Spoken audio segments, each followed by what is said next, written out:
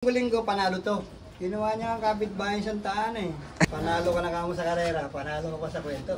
Iba yung hipo niya kasi malapad. Sabi ko, ako gusto ko breeder's type ito. Sa katawan, sa akin gusto ko yung medyo mahaba. Medyo mahaba, hindi naman yung masyadong manipis, ganun, tama lang.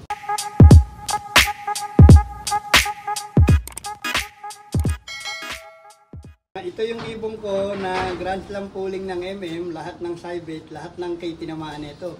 Boys, saan mo kinarera yan, sir? Sa MMFC. Sa North o sa South? Norte. Ano to? First overall ng fan race ng Second ng Ordaneta, champion ng Solano. First overall siya ng fan race. Ito mga kalapatid. So. Oh, ito. Ito si 75. Pinakamagaling kong ibon. Pinakamatulin. Lahat nasa kanya na. Eh di sir, maraming hinakot yan sa pooling tsaka sa mga side bet. Oo, iyakang kalaban dito. Ito mga kalapatid. So. Lahat ng matibay lumambot.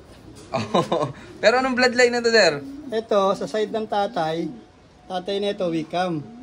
Yung nanay nito Arden Emil, Golden Pair. Yan. Ito yung ano niyan, linyada niyan. Ito mga kalapatid. So. Talagang ano sila ng mga champion. Ito. Pero siya yung pinakamatuling kong ibon. Siya. Yeah, kamusta naman sir yung mga naging anak nan? Ngayon pa lang, bali lalaban ko nakatukay ng BBCM. Merong anak siyang 10 sa taas. Bali sa next North pa sir masusubukan. Oo. Saan mo naman naipares yan sir? Ito, yung kapatid ang nanalo ng kotse sa MMFC. Ayan. Ito mga kalapatid. So, abangan natin yung pairing na to.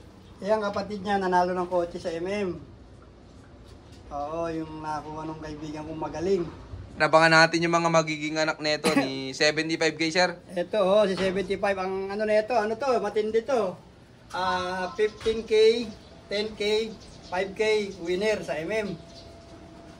auction winner, Santa Ana. Lahat linggo-linggo panalo to.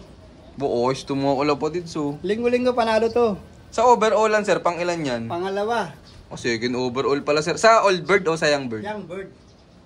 Young bird. Sa MMFC sir? MMFC. Anong year mo kanarera yan sir? 2021 to, bali 2022 yung karera. Ayun. Ito, congrats dito. Pero kamusta to sir, nung kinakarera mo, simula nung first lap derby? Ano to, talagang bet ko to. Ilan lang naman to, 8 piraso lang to eh. 8 piraso lang in-entry mo sir nung derby? Oo, 8 piraso lang to, pero nanalo yung 3. Tapos yan sir, inaasa mo na dudulot mananalo. Talaga, dito ko nakataya sa lahat.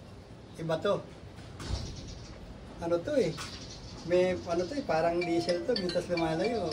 Nasa harap eh, di marunong magbilang. Auction winner to. Ito, magugulat sila rito. Ito, magmula nung kinarera ko to, may itlog ito. Hanggang natapos yung karera, may itlog ito. 2 buwan yung karera. Kaya palang tuling sir, may itlog eh no? Oo, hindi niya tinayuan.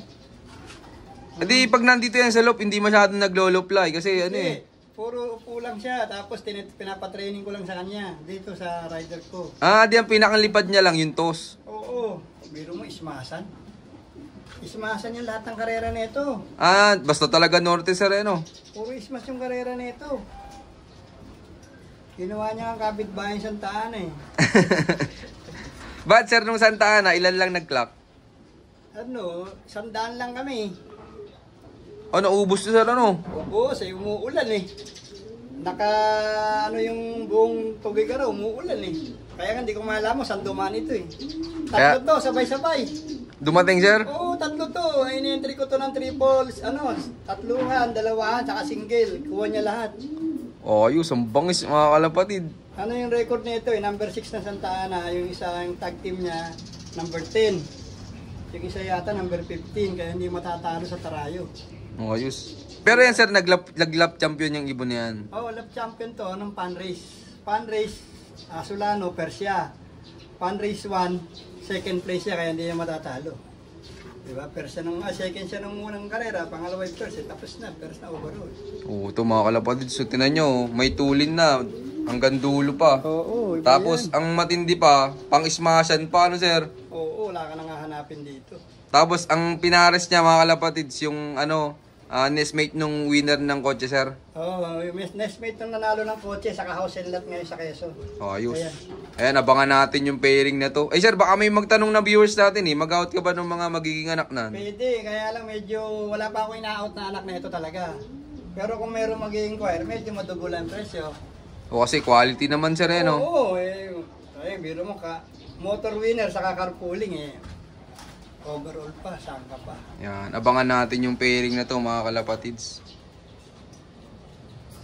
Panalo ka na kamo sa karera, panalo ka pa sa kwento.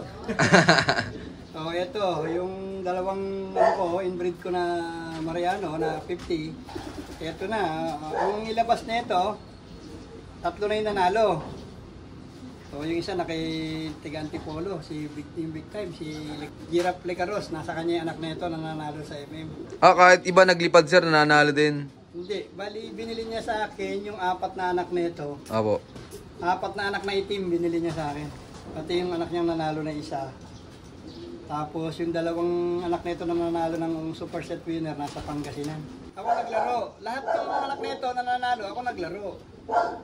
Sa MM at saka sa Guarpa. Yan, ito mga kalapatids, so mga winner pala ang anak nito. Anong baseline nito, sir? Emil. Oh, Emil pala, oh. Inbreed to. Ito mga kalapatids, so. Inbreed dyan. Ang iaanak na ito, walang alang kulay ito, puro itim. Ganun lang din lagi. Oo. Ang signature na anak nan, sir, ganan. Itim talaga, kahit ano ipares mo rito, itim. Mapa North at South, sir, na nananalo. Oo. Nilaban ko ng MM, Norte, nanalo. Nilaban ko ng South, nanalo. Ito mga kalapatids, so. Grabe, naka-personal bank ko yan, no? Basta mayroong pangalan yan, iba yan. Di, sir, hindi mo nilipad dyan. Hindi, pero flyer ko to. Okay. Buti, sir, ginamit mo siyang materialis, sir, ano? Oo. Hindi kasi iba yung hipo niya eh. Iba yung hipo niya kasi malapad. Sabi ko, ako gusto ko breeder's type. Ito. Ganun gusto mo sa pang-breeder mo, sir, malapad. Oo. Ibang pag pinatungan mo ng baso sa likod, pag lakarin mo, hindi malalaglag yung baso. Ito pala. Oo, Gusto ni sir sa breeder niya, malapad yung, ano, Yung likod. yung likod. Pati balikat. Sa flyer mo naman, sir, anong mga gusto mong katangingan nila? Ang gusto ko sa flyer ko, maliliit lang, ayoko malaki.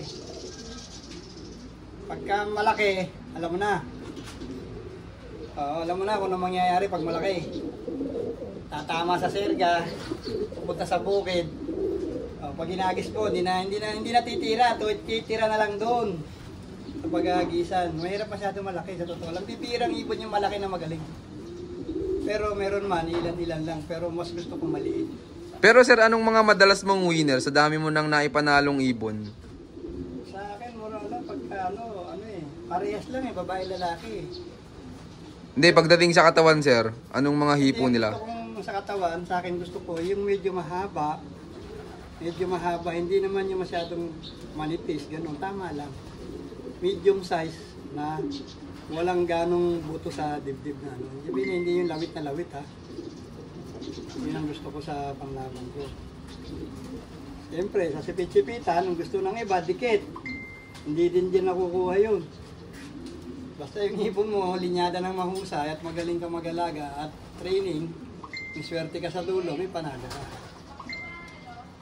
Yan, ito mga kalapatids. Abangan natin ulit yung mga magiging anak nito. Mag-entry ka rin, sir, nung mga magiging anak nan sa Alegre o LR. Meron, ayan, may itlog siya eh. Ay, may anak siya eh. Mayroong akong dadalhin eh. Ayan. Yan. Parehas ano.